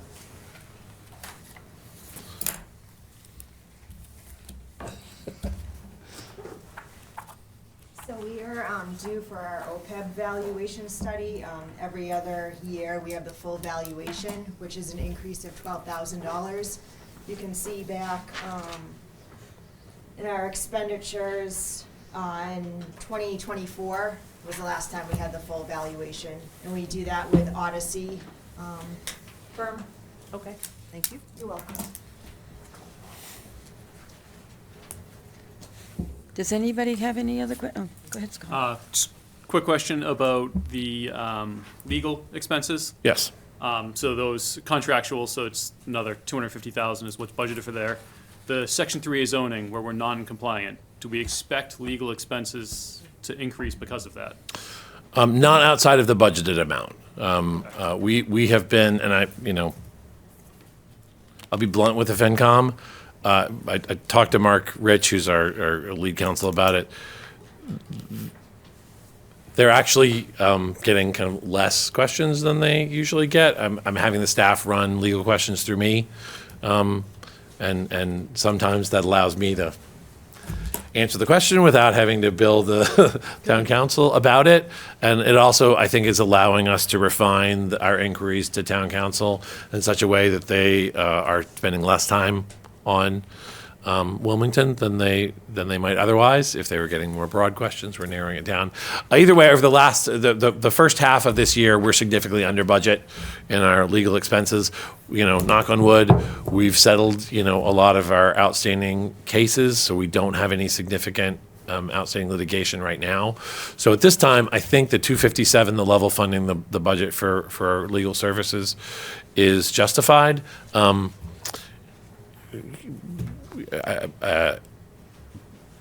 I don't, unless the select board makes the determination to take a different tack than they have so far in how we're dealing with MBTA, I wouldn't expect there to be a significant increase. I think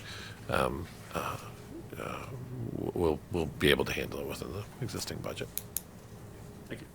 How about the oil spill for Wildwood? Have we settled that? So we were in settlement talks, and I believe we reached a final number with them, and we're waiting for the final sign off on those documents. So I can't reveal the exact number, but I believe that case is about to go away. So let me phrase it like this. Does the town lose any money on the final? Unfortunately, that's not something I can reveal at this point in time. When do you expect that final number and the sign off? Will you have the final number? Hopefully, the last time I talked to Mark Rich was on Friday, and he is waiting for it right now. So hopefully, I quite frankly, I'd hope to have it by now. Can you let us know? Yeah. Sure. When you get it? Yeah, when we settle that case. The other case, obviously, is the significant one was the 64 Wildwood case that we got the additional funding for at the fall town meeting. And so that was as part of a settlement discussions for that, and those were the two significant cases that we had outstanding. Go ahead. I have a question. I'm sorry, go ahead. No, Brett.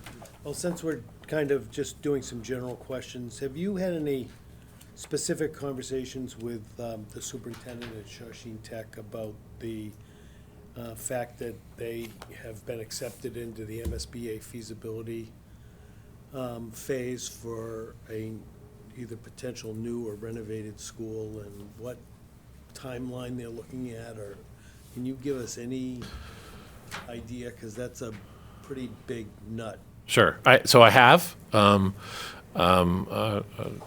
the superintendent, was very open as soon as they got approved. I was actually on the call where they got approved for our.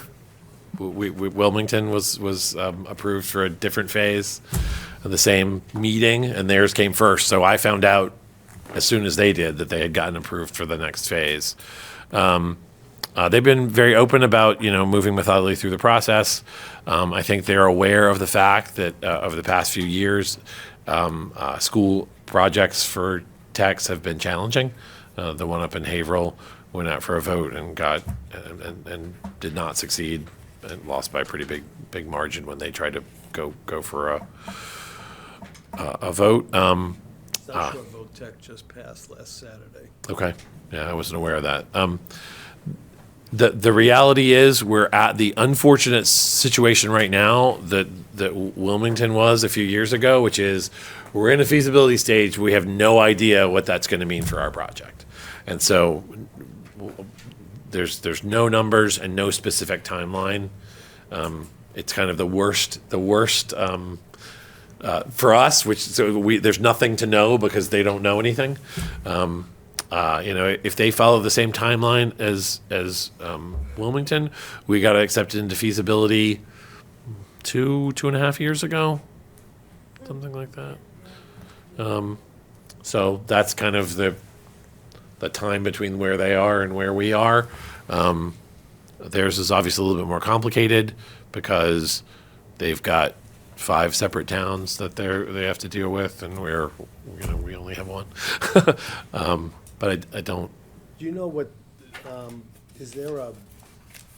we have a school building committee is there a similar structure I don't know the answer to this question, at the regional vote tech level that towns can have representation on, or I assume that's kind of up to the regional school committee? That I'm not sure about, and it's something that's on my list to talk about when we have our budget conversation with the VOC, is how that process is going to happen. They were not sure the last time I talked to them how they were going to structure any of their kind of committees going forward. I do know that it has been thus far their school committee who had taken the lead on everything up to this point. So. Thank you. Andy, did you have something? Yeah, I just have, when you put the budget together, do you ever think about breaking up the increase? What is the increase? I think you said 4 point something percent. Is that right? 4.82% in the non-capital budget. Do you ever think about putting something together that shows how much of that, because I think it's interesting, and I always think about it this way outside of this committee, but what's non-discretionary versus discretionary spend? Non-discretionary would be cost of living, it would be contract updates, et cetera, versus discretionary is we've got the decision to do that, and then an additional cut might be, hey, we're investing in infrastructure items that we all agree are pretty important for us to do. It's discretionary, we can choose to do that or not. And then other things that are just, we really want to have for whatever reason in the discretionary bucket. Like, is that something would that be helpful for us to think about what that increase is? Because you look at 4% and you're like, oh, that's not a huge increase. But the reality is, how much of that is stuff that we don't even control? The vast majority of it is stuff that we don't even And control. that's what Yeah. I think would be really interesting to Yeah. show, because we can look at individual items and argue about them, and maybe some people aren't happy about them, Yeah. but it doesn't reflect that much of an increase year on year, which Right. is just something to think about. Yeah, it becomes a little bit difficult because once you get in the weeds, you have to make a determination as to whether something's discretionary or not. And so, for instance, like Odyssey, the company that we're going to do the OPEB evaluation, we have to do the OPEB evaluation. Do we have to go to Odyssey? Maybe not. We could do a different company.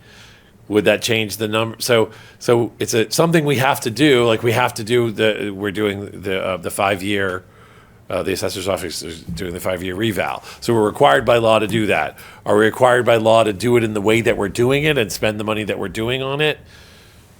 That gets a little bit trickier. And so, but I mean, I do think we could try and segregate out on salary and wages. That's pretty clear. We can segregate out. This is the percentage of this that's due to salary and wages, and everything else is expenses. And then maybe like the expense for Munis. I think that I would consider that to be kind of a one that we have to do given where we are. And are there contracts that we're taking on that are more optional than not? I would just hate to have the committee down there and saying, well, you said this was a discretionary one, and I don't think it is, or vice versa. But I mean, I think we could certainly parse out the percentage of the increase that was due to salary and wages and COLAs. And that's a real number that we all would agree. There's no kind of discretion across the board from that. And then capital expenditures, again, those are, I think if you look at each individual one, so we're getting a 3/4 ton pickup truck for DPW this year. That's probably discretionary, because if I said to Jamie, you can't do it this year, he would probably say, okay, we'll make the truck that we have, we'll patch it together with duct tape and keep it on the road for another year. Those are the things you make decisions on, right? Right. Like, if we want, that's what we can make a decision on. Right. And Just an idea. I think new positions is also something that I would put in a discretionary. Those typically, when you're doing a budget review, get the most scrutiny. that's why I highlighted them, because I think those are the things that most people see and Those say, I would argue are discretionary, since we don't have an obligation to an individual, and so, naturally, those conversations tend to focus on when the department heads are in here on Yeah. those new positions. But if we were to kind of break out the budget the way you described, I would at least put new positions as a separate, we're planning on spending $350,000 on new positions. 50,000 for this, 85,000 for that, and that can kind of focus debate, conversation, in my opinion, as opposed to, do you really need 4 pencils? Which, I've lived through a couple of those. They're not very productive. no, they're not. And they're very painful. Well, the potential increase in the cost of Shawsheen, or decrease, whatever that may be, right? Sure. That's not, It's very non-discretionary. right? Yeah, So whatever I'm going to that get a is, number, and that let's number's going to not- be what we, Let's not take a hit on that. Let's call it what it is and put it to the side, and that's not really something we should be arguing about. right. Discussing, I should say. Yeah, I agree, and I think, while I don't necessarily haven't done it to the detail that I think you're talking about, it is how I've tried to frame the things that we're discussing, which is, it's about the new hires, it's about the significant changes in contracts, even though I think the trash contract is probably non-discretionary. I don't think anybody here would like it if I said, hey, we're ending trash pickup in Wilmington. I think I would probably be on a rail out of town real quick. And so I think I will do my best, even though it's not laid out that way this year, to try to highlight those things. And I think it comes down to capital mostly. I mean, there's some expenses that are in lines. The new. I think Dr. Jackson's right. The new positions are the easy ones, and then the capital expenditures are I think really where we're talking about where we're doing it this year, and why are we doing it this year? Why is it not a 2027 issue as opposed to a 2026 issue? I think that's an excellent point. I think over the years, we've always thought, just with the Wilmington school system, when they settle a teacher's contract, and it may be, 3 years at 3, 3 1/4, 3.5, and they are getting, just above that for a total increase in their budget. In your mind, you automatically separate that, and you realize that the vast majority of that increase is contracted. Right. And you don't have anything to do about that. Right. But, and I just lost my Might be good for the thought. department heads to come in with that kind of information, right? If there's increases in their budget, how much of it is contracted versus how much of it is discretionary? If you're not able to do it at a master level, maybe it's something we request the departments do for us. Sure, and I think we could probably figure it out as at a master level. If we started thinking that way at the beginning of the budget process and said like, had them do it, and say, what of this is, or do you feel like is a discretionary spend and Yeah, what I think isn't? there'll be a lot of discussion around what's discretionary and what isn't. Do we need a new pumper or not? Do we need, and everybody's gonna have a different opinion on that. Sure, It's always the detail, the devil's in The devil's in the details, right? It's the grays. Sure. There are some that are like, there's no doubt about it Yeah. on either side, and it's the grays, Yeah. right? So you're never gonna get it perfect. It's just something that I thought would be very interesting to think about as we present. Yeah. Hey, we're going up by this much. no, I this is do, how I much do we're think it's an interesting way to think about budgeting. On the capital expenditures this year, since, I'm just curious, last year, most of the expenditures that were planned were held back and pushed into this year. Yes. Was it pushed into this year in addition to what was already slated for this year? It was, or was it kind of moving things down the line a little bit? So it was a little bit of both. Some things in DPW, especially, things got shifted around. The other departments that didn't have, so like fire, for instance, had the pumper, I think, last year and got bumped over to this year. It didn't displace anything or move anything. It just got moved from one year to another. Public works, or public buildings, I mean, I think they adjusted some of their, kind of scheduling. This window project has always been kind of looming for a future year. And so that didn't have anything to do with me being the new town manager. Unfortunately, just kind of everything got resolved, so it landed in this year's capital plan with respect to the school building project. So I think, so some of them bumped other things back, and some of them were the school. Their proposals, and they're relatively modest proposals for the things they wanted to do to the schools. I frankly wanted them to get them done as soon as possible, because when you're talking about, door latches and windows and stuff, there's no reason to put that off to a $60,000 capital project off for another year. I didn't think that made a lot of sense. So, so I know they would have been prepared to move those around, but I said, that sort of stuff, let's just get it all captured and Yeah, and the take care of it. cameras, I Yeah. mean, There's no reason to absolutely. no not. reason to bump that. Absolutely. As we're talking about some capital items, funding sources on a couple Yes. that's changed, and you might have just kind of answered this a little bit with, we've shifted things where last year we didn't have a lot this year, but the dump truck that you've mentioned for $304,000 and the turf replacement for $825,000. In previous years, they were going to come out of the tax levy. Now they're Correct. coming out of free cash. Correct. So that was a conscious decision, given our free cash position, to be able to capture those in this year's capital plan. We had the free cash in order to be able to do that, and so I think it made sense, rather than burden the tax levy with additional, when we had the free cash for those kind of large one-time expenditures. I think it was an appropriate expenditure of free cash to do that, and so that's the decision that we made. Okay.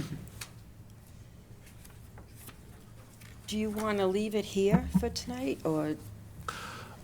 I mean, I mean, you don't wanna go into I will the be here individual- all night. Well, we can absolutely talk a little bit about the individual departments. I guess from my perspective, the ones that I think we're going to talk about today, I don't know that there's a lot other than the question about the expenses. We're all maintaining the identical staff. We're all have minimal expense increases, and we all have contractual increases in salaries and wages for the ones that we're going to discuss today. I think we got a DPW at the next meeting, and obviously they're going to have a lot more robust discussion about mostly capital, because I think, other than trash, they're also in a similar situation coming up on Thursday. But I don't want to, as you and I discussed, this is my first time, so I want to make sure that the committee feels like they're obtaining the information that you need for these You'll be departments attending the going forward. meetings, right? I will be here for everyone, so if you have any questions, you can just call me. I'll be sitting in the gallery for. I won't want to take Jamie's spotlight on Thursday, but I'll be here for every Yeah, meeting. yeah. So obviously, if there's anything that comes up or any questions about anything in the budget, I'll take them whenever you have them. No, I think this has been great. It's given us an opportunity to, talk with you and get an idea of your planning methods and so on. So, I think we're fortunate to have had you for these couple of hours. And we'll see you when all the other ones come in. Have some fun with them. Okay. And we'll have more questions. I'm The here questions whenever you never need. end somehow. And of course, I want to credit Scott, who had some questions and sent them to me. If any of you feel like you have questions you want answered at a meeting, please email them to me. I'll make sure that I can walk in with the answers. I think it was really helpful, so I didn't get. Glad you could answer. You got everything I had here. But I want to be able to do that for anybody. So if something strikes you in the middle of the night of the budget, fire me an email, and I'll do my best to make sure that we can have the answers at the next, whether it's on the agenda or not. We can certainly be flexible about getting you answers for whatever you need, Okay, great. regardless of when they're. Appreciate it very much. Looks like an excellent job on the budget. Thank you. Thank you. I can only take very minimal credit for it. The department heads, I said it last night, I'll say it again. They did a really phenomenal job. Stephanie did a really exceptional job. Mike Morris, who's been around, has been kind enough to warn Stephanie and I of the pitfalls and the quicksand in Wilmington's unique process. So that's been great. But Stephanie deserves a lot of credit for getting the document in the shape that it's in. And, Judy and Bev have been super helpful in not just documents, but talking about the specifics of the budget and the budget process. And so we're a new team, so. There's also a strategy to this budget, which I've been around municipal government for a long time, and it's very unusual to see a context for a budget that is this clear. And while some of this is, can be a little startling when you look at all the capital, there's a strategy behind it that is extremely thoughtful. And as opposed to just, we're gonna take this 1 year at a time. And I really appreciate that. I just think it is it's an unusual circumstance in municipal budgeting that I just think is noteworthy. And with all due respect to everybody who has helped you do this, I think you deserve credit for that, and I think you should take it like a man and appreciate it. Thank you. I appreciate that. I think I it's. did have a question about the important dates before we move on.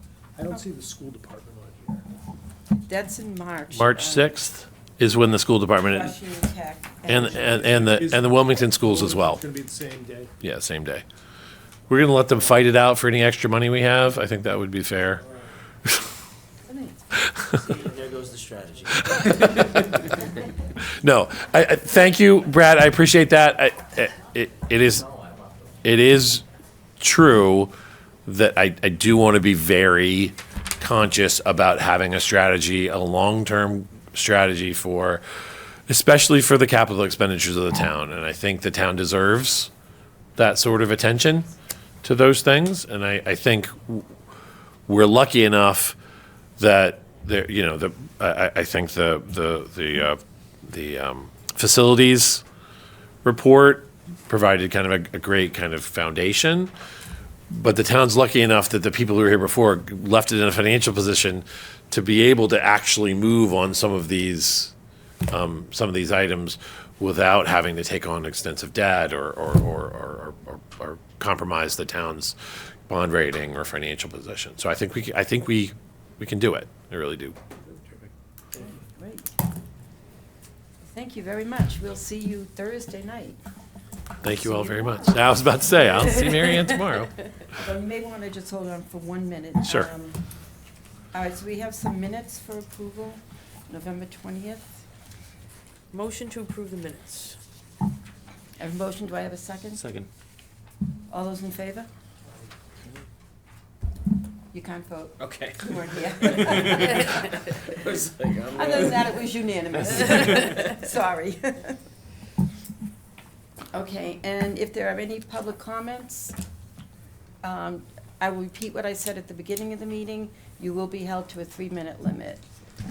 Please state your name and address for us, for the record. Good evening, Kevin McDonald. Thank you for the opportunity to speak to you tonight. In light of recent events, I'd like to share some observations, but I did have some questions that I didn't want to eat into my time for the manager or any of the members of the board. Regarding the new school administration town hall, there was a large amount of rock that was piled up that got crushed. Can you tell us if that was an extra charge to the town for that project? No, It was not, it was part of it. It was within the scope. Yes. because I was kind of concerned because that material left the site and went to another town, and I was wondering why our soil is not being stored and kept in our town, and why other people have to put bonds up for earth removal permits, but they did not. That's a specific question. I apologize. I don't know the answer for All that. right. So in light of some recent events, such as the oil spill at the Wildwood School, which I believe cost the town like $1 million, correct me if I'm wrong on that, but I had offered a suggestion to the select board that the town have a representative at the filling of every tank in town. And I went by a building the other night, and I saw no town official there, and I saw the oil truck filling up a tank. And some of you may be aware that I went down to the high school project when they were building and actually recovered some oil that was shooting up from the ground when they were test drilling in the area where there was a massive oil spill, like about 60,000 gallons. You're 1 minute left. I just want to be fair with you. Yes, but did you factor in the fact that, It doesn't matter, Yeah, Mr. okay. McDonald. This is not like for questions and answering. is this like a private lot- club? No, it's not. A Okay. lot of these questions could be put in an email to the town manager. Well, I who think the would public deserves some answers too. Assimilate them to the appropriate people to answer them. Okay, well, one of the things the last thing that I'll mention, I have about 4 other things, but I guess I'll have to come to every single meeting, is relative to the tax burden on the people. And when people went to the special town meeting to vote on a school, it was for an early education building. And now it's turned into a major, like, $250 million school. And I've talked to a lot of people who are not happy about that. And I've observed that we have a large teacher turnover in town. And it's my position that we should be recruiting the best teachers and putting our money into quality teachers that are going to educate the students rather than a new building that we don't need. We're in a building right now that's ADA compliant, and I don't see any reason in the world why this building can't transition into an early education facility, seeing as though it has bathroom facilities that were designed for little kids. There's playgrounds all around here that don't have to be built again, and this building's going to be left vacant once the people from the town hall move into the new town hall. All right. And so, I understand your comments, Mr. McDonald. You're out of time now. but I, I just want to tell you, the Finance Committee is not the appropriate place to be bringing up comments like that. I understand what you're trying to convey to us, but we I don't have disagree with anything to you. do. We're not on the school building committee. I know, but I'm gonna tell you why I disagree with you. Because you people go to the town meeting and you recommend expenditures or not recommend them. So you're gonna be going to the town meeting and you're gonna be giving your recommendation on feasibility studies, this study or that expenditure. And so I just feel as though I should share with you, from what I'm hearing from the Talk about people in future, but town. it's not past, right? Time's up. It's time's. Time's up, Mr. Well, Diorio? Your private club? Is this your private club, Mr. Diorio? Again, Timekeeper, Mr. that's your McDonald, specialty? I appreciate the comments that you made. I don't think you do. I don't think I you do. do. I think 3 minutes is a I- joke I do. for the multiple millions of dollars that we have to have for a budget. I don't see anybody else here that's gonna speak, and for you to do this to the people of Wilmington, I don't think is right. I don't think it's respectable. And I think you're trying to hide a lot of things, especially the fact that the town has no transparency in their warrants. Other towns publish every single check that gets expended, and Wilmington has none of that. All right, And, thank you and very you ought to much. do something about the fact that we're having overflows of oil and no representatives from the town are there to keep an eye on that. And then we have $1 million expenditure like the Wildwood School, and you're not doing anything about it. Okay. And the selectmen aren't doing anything Thank about it you either, very because much, they're a bunch Mr. of McDonald. doofuses. Have a good evening. Thank you. Okay, so let's see. Is there anything else that anybody wants to have comment on or questions, anything? All ready to go home? Move to adjourn? Second. All those in favor? About this time. Yes. Most important vote of the night.